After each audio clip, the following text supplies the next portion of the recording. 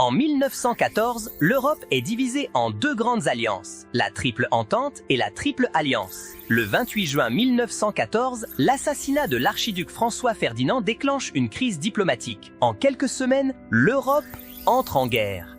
Cette guerre est appelée guerre totale. Pourquoi? Parce qu'elle mobilise toutes les ressources des pays en guerre, les soldats au front, mais aussi les civils à l'arrière.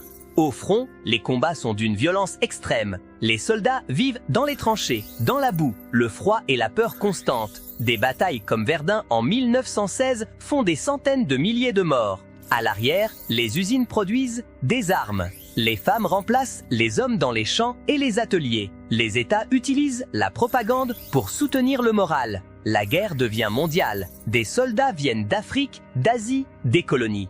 En 1917, la Russie quitte la guerre après une révolution. Mais les États-Unis entrent en guerre aux côtés de la France et du Royaume-Uni. Le 11 novembre 1918, l'armistice est signé.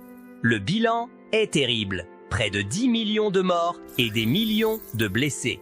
La Première Guerre mondiale transforme durablement l'Europe. Elle fragilise les démocraties et prépare, en partie, la Seconde Guerre mondiale. Je vais maintenant te poser une question type brevet, je te laisse 30 secondes pour réfléchir et ensuite je te donne la réponse.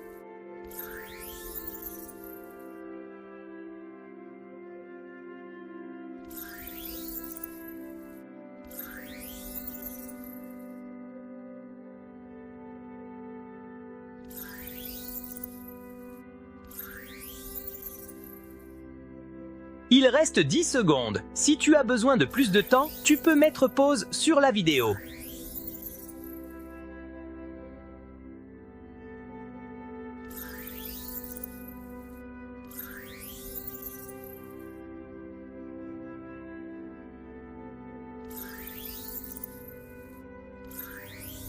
On dit que la Première Guerre mondiale est une guerre totale, car elle mobilise toutes les ressources des pays en guerre. Les soldats combattent au front, mais les civils participent aussi à l'effort de guerre en travaillant dans les usines, en produisant des armes et en soutenant le moral grâce à la propagande. Toute la société est donc impliquée dans le conflit. C'est tout pour le moment, n'hésite pas à t'abonner pour d'autres mini-cours d'Henri. À bientôt!